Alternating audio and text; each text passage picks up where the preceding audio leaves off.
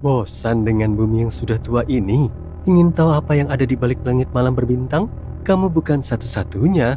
Orang-orang telah mengajukan pertanyaan yang sama selama berabad-abad. Untungnya, para ilmuwan telah menjawabnya.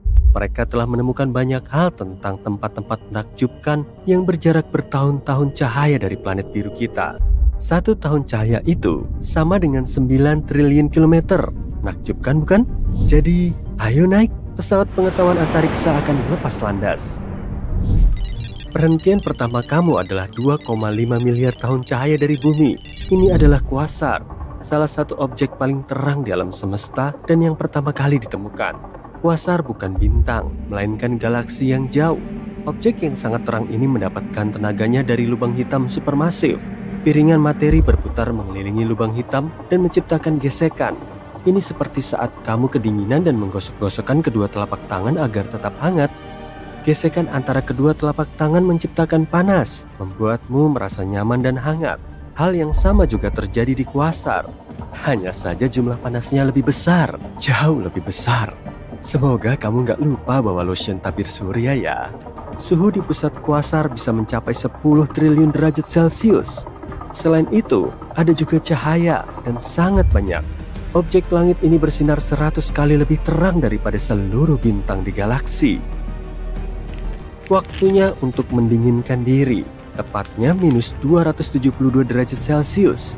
Ini adalah temperatur nebula planet yang masih muda, yang disebut nebula bumerang. Nebula ini berada 5.000 tahun cahaya dari bumi. Teleskop Hubble milik NASA menangkap gambar formasi tersebut pada tahun 1998. Nebula ini tersusun dari gas yang berasal dari bintang yang mendekati akhir siklus hidupnya. Di dalam nebula itu lebih berangin daripada di kota paling berangin. Kecepatan angin mencapai 500.000 km per jam. Dan kalian harus berterima kasih karena suhu di nebula yang sangat dingin. Para peneliti sangat terkesan saat mengetahui bahwa suhu nebula bumerang hanya 1 derajat di atas 0 absolut. 0 Kelvin seharusnya merupakan suhu terdingin. Ini adalah titik di mana semua aktivitas molekul dan atom berhenti. Jadi ingin menyalakan termostat di pesawat ruang angkasa ini? Selanjutnya, kamu akan pergi ke tempat yang mungkin tidak ingin kamu kunjungi. Maaf, ini adalah lubang hitam yang paling masif. Raksasa ini terletak di jantung galaksi besar, sekitar 10,4 miliar tahun cahaya dari planet kita. Masanya 66 miliar kali lebih besar dari massa matahari. Cukup untuk membuat lubang hitam supermasif di galaksi kita merasa malu. Massa lubang hitam ini hanya 4,5 juta kali massa matahari. Tapi sebaiknya kamu tidak mendekatinya karena makanan lubang hitam terdiri dari materi. Dengan menghitung seberapa banyak materi yang dikonsumsinya, para ilmuwan bisa menentukan laju pemuaiannya. Dan lubang hitam itu punya selera makan yang tinggi. Para astronom meyakini ada lubang hitam sangat besar yang bersembunyi di suatu tempat di alam semesta. Kalau benar ada, masanya diperkirakan lebih besar dari 100 miliar kali massa matahari. Saatnya untuk ngemil sesuatu yang ringan. Wahana ini memasuki sistem Kepler-51. Sistem ini merupakan rumah bagi planet-planet paling ringan di alam semesta yang kita kenal, yang disebut sebagai super puff. Kayaknya lembut gitu ya, dan memang benar. Massa planet-planet ini sama atau sedikit lebih besar dari massa bumi, tapi bukan berarti planet-planet itu kecil. Bayangkan planet-planet itu seperti permen kapas raksasa seukuran Jupiter. Planet-planet ini adalah planet yang baru lahir dan atmosfernya masih dalam proses pendinginan. Kamu mungkin harus menunggu proses ini selesai karena 270 derajat Celcius itu panas banget. Tapi bagi para ahli, planet super puff ini istimewa.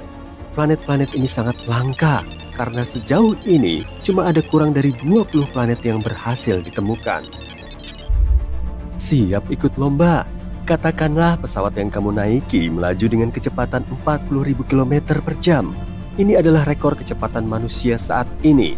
Rekor ini dibuat oleh trio astronot NASA dari misi Apollo 10 pada tahun 1969. Oh bukan, aku nggak lagi ngomongin Neil Armstrong dan Buzz Aldrin. Mereka sih di misi Apollo 11 setelahnya. Saat ini, kamu akan berpacu dengan bintang yang berjarak 18.000 tahun cahaya dari bumi. Keuntungan terbesarmu adalah bintang ini merupakan bintang neutron. Bintang ini terbentuk ketika bintang masif lainnya kehabisan bahan bakar nuklir dan tidak bisa menopang dirinya sendiri. Bayangkan ada mobil yang berjalan dengan tangki kosong. Berarti kemenangan udah di depan mata kan? Ya, nggak juga. Saat sebuah bintang masif merasa waktunya sudah habis, ia akan mengerut dan mulai berputar. Para pemain seluncur indah juga melakukan hal yang sama saat berputar. Mereka melipat lengan mereka untuk meningkatkan putaran secara maksimal. Bintang neutron ini adalah juara di alam semesta. Bintang ini berputar dengan kecepatan 250 juta kilometer per jam.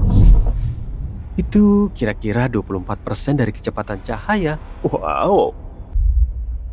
Kamu ngerasa kehabisan energi nih? Saatnya mengisi ulang energi dari semburan sinar gamma. Sinar gamma adalah gelombang elektromagnetik yang dihasilkan oleh berbagai bentuk radiasi. Semburan ini tidak diketahui oleh ilmu pengetahuan hingga akhir tahun 1960-an. Satelit yang dilengkapi dengan detektor sinar gamma secara tidak sengaja merekam semburan radiasi yang sangat besar di luar tata surya. Apa itu? Bukan sesuatu yang gelap, tentu saja, karena ini adalah bentuk cahaya yang paling energik. Para ilmuwan meyakini bahwa semburan sinar gamma terjadi ketika dua bintang neutron bertabrakan dan membentuk lubang hitam. Penjelasan lainnya adalah bahwa semburan sinar gamma merupakan tahap akhir dalam kehidupan supernova. Peristiwa ini terjadi ketika sebuah bintang memutuskan untuk meledak. Semburan sinar gamma bersinar lebih terang daripada berlian. Sinarnya 1.000.000 triliun kali lebih terang dari matahari. Ini baru isi ulang energi yang mantap. Moodmu udah lebih baik sekarang. Kamu mau mengunjungi tempat yang punya daya tarik. Bukan resor pantai indah, melainkan Magnetar. Magnetar adalah bintang neutron dengan sedikit keunikan. Magnetar memiliki medan magnet yang triliunan kali lebih kuat dari yang ada di planet kita. Tapi jangan tertipu oleh daya tariknya yang kuat. Kamu gak akan bisa selamat untuk bisa menceritakan kisahnya kalau kamu terlalu dekat dengan Magnetar. Pada tahun 2004, suar yang muncul dari permukaan Magnetar berhasil memampatkan medan magnet bumi dari jarak 50.000 tahun cahaya. Cukup mengesankan untuk bintang seukuran satu kota. Kamu jadi pengen kerja sama dengan magnet besar ini untuk melakukan misi pencurian terbesar yang pernah ada. Magnetar memiliki kemampuan untuk menggesek semua kartu kredit di planet bumi dari jarak setengah perjalanan ke bulan. Untungnya bagi kita, NASA sudah menemukan 31 bintang yang mirip sejauh ini. Kamu baru saja lolos dari tarikan Magnetar. Tiba-tiba, kamu mulai merasakan ada kekuatan aneh yang menarikmu menjauh dari tempat tinggalmu. Itu adalah The Great Attractor, salah satu misteri terbesar di alam semesta. Ketidakteraturan gravitasi yang sangat besar ini telah menarik kita semakin dekat dan semakin dekat dengannya selama miliaran tahun.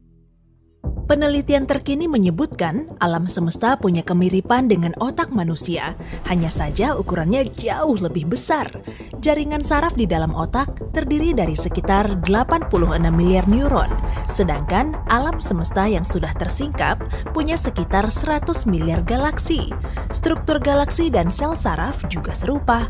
Keduanya merupakan jaringan rumit yang menghubungkan serat panjang mirip benang. Di masing-masing sistem, seratnya cuma sekitar 30% dari massa total, sedangkan 70%-nya lagi berupa air di dalam otak atau energi gelap di alam semesta. Koneksi antar galaksi dan antar sel saraf ternyata juga sangat mirip. Proses di dalamnya mengikuti prinsip fisika yang sama. Meski begitu, sebagian peneliti mengklaim kemiripan antara otak dan alam semesta cuma terlihat dari luarnya saja. Otak kita menangkap berbagai detail kecil dan mengaitkannya, hingga akhirnya terbentuklah kesimpulan sebetulnya otak dan alam semesta ini tidak punya kesamaan layaknya otak adalah miniatur alam semesta. Selama miliaran tahun ke depan, alam semesta bisa saja terus mengembang sampai bintang tidak bisa terlihat lagi. Untuk mengubahnya menjadi lubang hitam, bumi perlu dimampatkan sampai seukuran kelereng. Sedangkan matahari perlu dipadatkan sampai diameternya 6 km. Galaksi ledakan bintang adalah galaksi yang sedang melahirkan sejumlah bintang dalam kecepatan tinggi. Fenomena ini biasanya terjadi setelah dua galaksi saling menyatu. Bumi cuma punya satu satelit alami, sedangkan Jupiter punya sedikitnya 79 satelit. Alam semesta tidak cuma menyuguhkan planet Katai, tapi juga galaksi Katai. Galaksi Katai kita punya 1000 hingga miliaran bintang. Nah, kalau galaksi Bima Sakti kita memiliki 250 sampai 400 miliar bintang. Sejauh 250 juta tahun cahaya dari bumi, terdapat lubang hitam supermasif yang mengeluarkan bunyi paling rendah di seluruh alam semesta. Kekuatannya 1 kuadriliun atau 10 pangkat 15 kali lebih rendah dari suara yang bisa kita tangkap. Planet Keltnane-b berjarak 670 tahun cahaya dari bumi. Planet ini mirip dengan Jupiter yang sangat panas, ukurannya jumbo, suhunya ekstrim, dan masanya kurang lebih sama dengan Jupiter. Suhu Keltnane-b di siang hari sangat tinggi, hingga bisa mengoyak molekul di dalamnya. Molekul cair yang melayang di angkasa akan membentuk bola. Hal yang sama juga terjadi di orbit rendah bumi. Galaksi Bima Sakti membentang sejauh 105.000 tahun cahaya. Semua planet di tata surya kita muat dimasukkan ke celah antara bumi dan bulan. Malahan sisa celahnya juga masih ada. Lubang hitam bisa melakukan spagetifikasi saat objek melewati horizon peristiwa. Kemudian tarikan gravitasi lubang hitam akan meregangkan dan menekannya dari arah yang berlawanan. Para astronom mengidentifikasi galaksi pusaran sebagai benda langit pertama yang berbentuk spiral. Lengan panjangnya terdiri dari gas, bintang, dan taburan debu halus. Di bumi, kita cuma bisa mengamati 5% dari seluruh alam semesta. Bintang yang terlalu dekat dengan lubang hitam bisa koyak dengan gaya gravitasinya. Planet raksasa WASP-12b berjarak 1.400 tahun cahaya dari bumi, dan sebagian besarnya terdiri dari gas. Planet ini diprediksi akan hancur karena orbitnya sangat dekat dengan bintang induknya. Dalam waktu sekitar 10 juta tahun lagi, WASP-12b akan ditelan oleh bintang rakus itu. Menurut perkiraan, galaksi Bima Sakti dan Andromeda akan bertabrakan dalam waktu sekitar 4 miliar tahun. Kemudian akan terbentuk galaksi elips raksasa. Enceladus, salah satu satelit mini milik Saturnus, memantulkan cahaya matahari hampir sebanyak 90%. Akibatnya, satelit ini menjadi salah satu objek yang paling terang di seluruh tata surya. Karena tidak banyak menyerap cahaya matahari, suhu di permukaannya juga sangat dingin, bisa mencapai minus 200 derajat Celcius. Gunung tertinggi di tata surya yaitu Olympus Mons di Mars. Tingginya saja 3 kali gunung Everest. Kalau diamati dari puncaknya, lereng Olympus Mons akan tertutup oleh garis lengkung planet. Di tata surya kita, cuma Merkurius dan Venus yang gak punya satelit alami. Para ilmuwan berencana mengirimkan droid ke Mars agar planet ini punya banyak alat berat. Droid tersebut terbuat dari bahan yang lebih kuat agar gravitasi Mars juga makin kuat. Objek di planet merah ini memang 3 kali lebih ringan daripada di bumi. Satelit terbesar Pluto bernama Charon. Ukurannya 2 kali lebih kecil dari si planet Katai. Karena itulah Charon terkenal sebagai satelit terbesar berdasarkan ukuran planet induknya.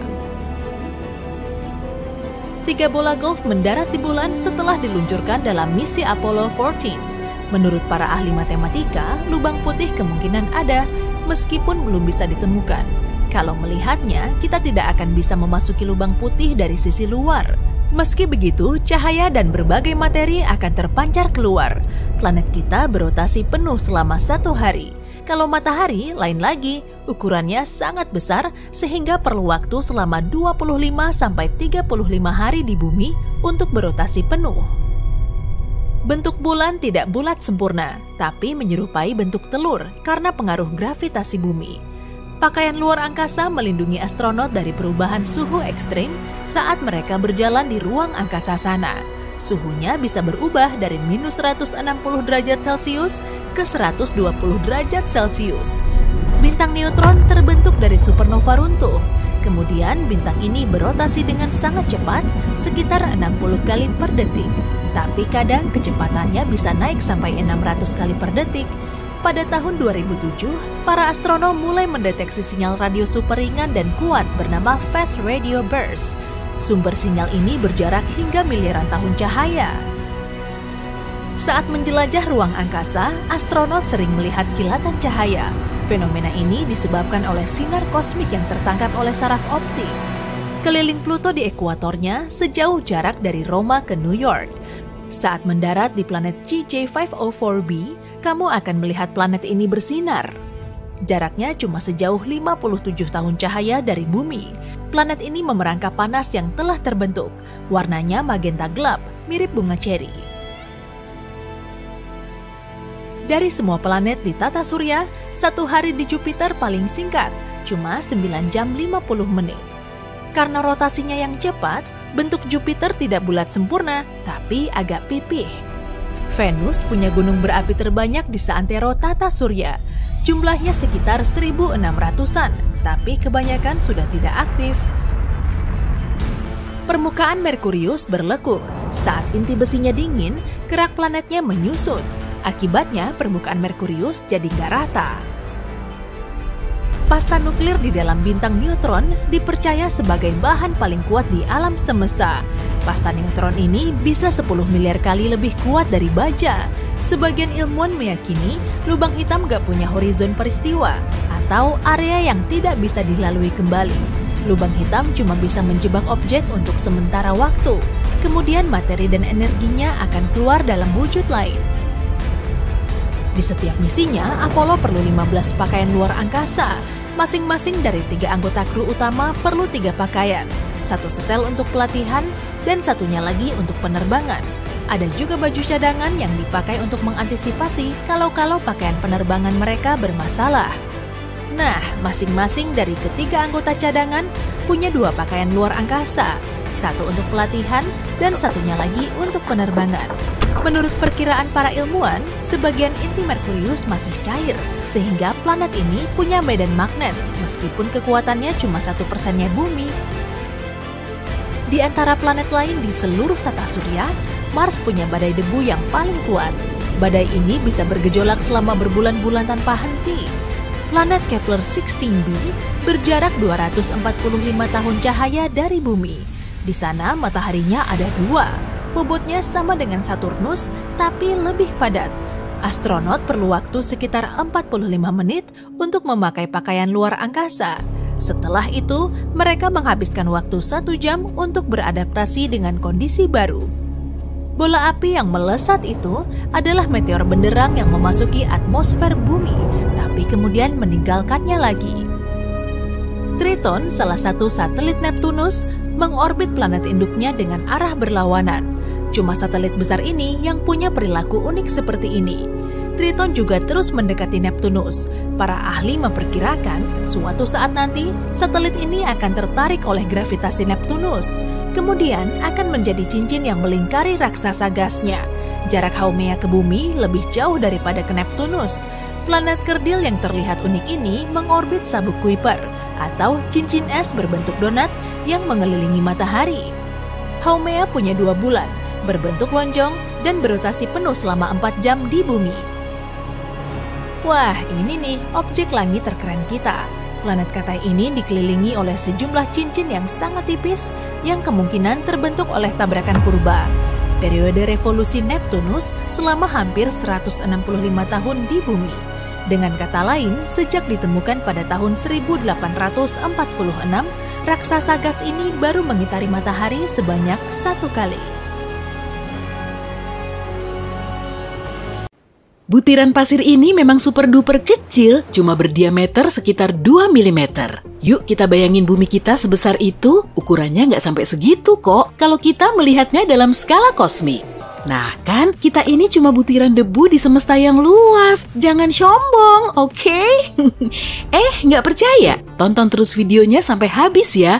Bulan akan ada di sekitar sini, jaraknya sekitar 5 cm dan ukurannya sekitar sepertiganya butiran pasir. Tapi ini cuma perkiraan loh ya, jadi anggaplah begitu. Yuk lanjut lagi, coba tebak, tetangga terdekat bumi selain bulan tuh apa ya? Ya, bener banget, Venus. Planet ini dijuluki sebagai kembaran bumi karena ukuran dan masanya kurang lebih sama. Oke, taruh dulu butiran pasirnya di sini sebagai Venus. Untuk memperkirakan jaraknya, kita perlu berjalan agak jauh lagi, sekitar 6 meter dari butiran pasir yang tadi kita anggap sebagai bumi. Itu pun masih jarak terdekatnya loh. Oke sip, catat. Planet berikutnya yaitu Merkurius, ukurannya setengah kalinya bumi. Kali ini kita pakai butir garam aja deh, biar lebih bervariasi. Menurutmu, seberapa jauh sih lokasinya dari si tetangga Venus? Kalau segitu belum cukup lah. Ya, kira-kira ada di sini, sejauh hampir 8 meter, hampir seukuran bus tingkat London. Kita tahulah ya, jarak Merkurius paling dekat dengan matahari. Jadi, yuk kita lihat dulu bintang besar dan perkasa ini. Anggaplah ukurannya sebesar batu, dan diameternya kira-kira 20 cm. Sip, ukuran segitu udah pas kok. Harus ditaruh di mana nih? Oke, sebaiknya ambil satu bus tingkat tadi plus berbagai benda-benda lain. Karena kalau dari Merkurius akan sejauh 9 meter, jelas lebih jauh dari Venus. Jalan kaki dari titik ini menuju bumi pun sudah bikin gempor loh, karena hampir sejauh jarak 2 base di lapangan bisbol. Wah, mantul ya! Tapi itu belum seberapa. Oke lah, kita menjauh dari matahari dan menuju Mars aja kalau gitu. Ukurannya 2 kali lebih kecil dari bumi. Kali ini kita pakai biji cabai merah saja. Perjalanan ke planet merah ini bahkan lebih jauh dari jarak Merkurius ke matahari, melebihi 10 meter. Ya, kira-kira di sini lokasinya. Nah, siap-siap ya, akan ada fenomena keren. Kita melintasi sabuk asteroid untuk mencapai Jupiter. Jaraknya sekitar 84 meter, hampir setinggi patung Liberty. Planetnya sendiri malah cuma seukuran buah anggur atau berdiameter 2,5 cm. Oke, ambil lagi buah anggur yang lebih kecil, lalu kita perlu berjalan sampai sejauh 100 meter. Itulah jarak dari Jupiter menuju Saturnus. Apa kamu masih bisa melihat batu yang tadi kita anggap sebagai matahari? Enggak kan? Kalau kamu naik ke puncak jembatan Golden Gate di California, lalu menarik garis dari titik terendah menuju titik tertingginya, maka kamu akan tahu jarak antara Saturnus dan Uranus, planet ke-7 di tata surya kita. Bisa kamu amati kan? Jaraknya terus menjauh dan perjalanan kita masih panjang. Oke lah, mending kita lanjut ke Neptunus, saudaranya Uranus. Meskipun keduanya bertetangga, kita perlu berjalan 250 meter lagi untuk sampai ke tujuan. Nah, untuk memahami skalanya, coba deh jajarkan 5 kolam renang ukuran Olimpiade. Tujuan kita selanjutnya, Pluto yang sudah dicoret dari kakak tata surya kita. Higgs, kalau dari matahari, jaraknya ini perlu ditambah lagi dengan 4 kolam renang ukuran Olimpiade. Ukurannya yang 6 kali lebih kecil dari bumi, bisa kita gambarkan sekecil butiran merica. Saatnya memasuki bagian yang sulit dibayangkan. Yuk kita balik lagi ke matahari, lalu mulai perjalanan lagi dari sana. Apa kamu masih ingat jaraknya? Lebih dari 800 meter. Nah, untuk menempuh perjalanan dari sini menuju batas dalam tata surya, kita perlu mengelilingi seantero planet sebanyak 4 kali. Bayangin aja, matahari yang kita lihat ini masih dalam skala sebesar batu yang diameternya 20 cm. Kemudian, kita akan berada di sabuk besar berupa bongkahan es yang melayang-layang. Awan Oort. Lebar sabuk ini melebihi tepi luar planet kita. Sulit juga kalau mau membandingkannya. Oke lah, coba dulu aja. Ambil 3 batu sebesar matahari kita, lalu jajarkan di sini. Nah, coba bayangin, masing-masing batu ini seukuran matahari yang sebenarnya. Itulah diameter awan Oort yang melingkari seluruh tata surya kita. Kalau kita memasukkannya ke skala awal tadi, matahari tidak akan terlihat karena cuma sebesar atom. Kita mulai dari awal ya. Bola batu ini punya volume ruang yang masih misterius. Radiusnya kira-kira 1 tahun cahaya, anggaplah 1 cm. Nah, dari sinilah titik awal kita. Sistem bintang yang paling dekat dari sini yaitu Alpha Centauri dan jaraknya sekitar 4 cm. Di dalamnya ada 3 bintang. Setidaknya ada 1 planet yang kemungkinan laik huni dan dalam skala ini sistemnya masih terlalu kecil. Tapi mari kita asumsikan lagi kalau butiran pasir ini sudah cukup. Saatnya melanjutkan perjalanan.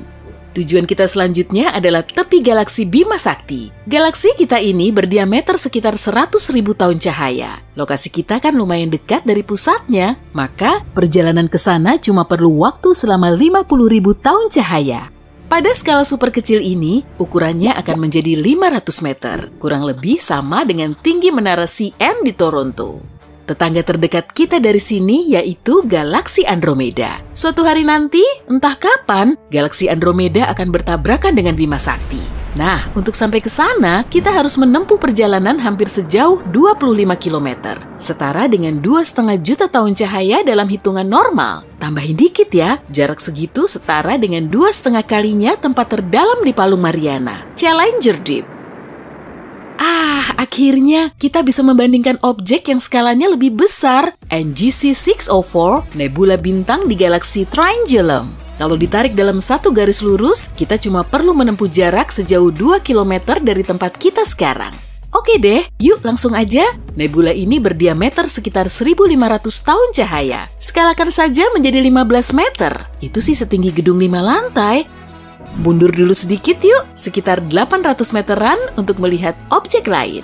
Diameternya hampir sepanjang pesawat Boeing 747. Objek ini ternyata juga termasuk galaksi loh, lebih tepatnya galaksi Katai. Messier 32 berdiameter 6.500 tahun cahaya dan mengorbit galaksi Andromeda sebagai satelit. Sebetulnya sih keduanya saling mengitari dan Messier tertarik oleh gravitasi saudaranya yang lebih jumbo. Mau nggak aku ajakin ke tempat yang paling menakjubkan seumur hidupmu? Oke, siap-siap ya. Kita akan membahas soal jarak dan ukuran yang kelihatannya mustahil. Kembali lagi ke batu-batu yang tadi kita susun, tata surya kita. Nah, kita naik dan menjauh lagi dari sistem bintang itu sampailah di galaksi Bima Sakti. Lebarnya 1 km. Naik terus dan kita bisa lihat kekosongan besar di sekitar galaksi yang telah kita lalui. Area ini membentang sejauh 25 km. Lalu, ada juga galaksi dan galaksi Katai yang mengelilinginya. Letaknya ada di dekat galaksi kita, ada Andromeda dan teman-temannya. Kita masih melambung dan akhirnya bisa melihat seluruh grup lokal yang merupakan gugus galaksi. Bima Sakti saja tidak sampai 1%-nya loh, diameternya 100 km. Naik lagi, sampailah di Laniakea Supercluster dengan cahaya benderangnya. Supercluster ini menaungi grup lokal. Dari sini, galaksi kita bahkan tidak terlihat karena diameternya sekitar 5.200 km. Lebih jauh dari jarak antara Los Angeles dengan New York. Sabar dulu, ini belum selesai loh. Kita semakin melambung dan terus meninggi hingga terlihat tembok besar Bose. Supercluster ini terlampau jauh dari galaksi kita dan pada skala ini diameternya sekitar 10.000 km. Bahkan jauh lebih panjang dari tembok besar Tiongkok dan semua cabangnya. Pantesan aja namanya Bose. Kita sudah sampai di angkasa luar dan model seluruh galaksi kita ada jauh di bawah sana. Semuanya tidak terlihat kecuali dengan bantuan teleskop. Wah, ini nih objek terbesar di alam semesta yang bisa diamati. Tembok besar Hercules Corona Borealis. Pada skala saat ini, jaraknya sejauh 100.000 km dari bumi atau 1/4 kalinya menuju bulan. Diameternya juga sama, sehingga perlu 1/4-nya lagi. Di luar sana ada triliunan galaksi, nebula, dan bintang. Kemungkinannya juga hampir tak terbatas, tapi semesta selalu berkembang. Prosesnya masih terus berlangsung.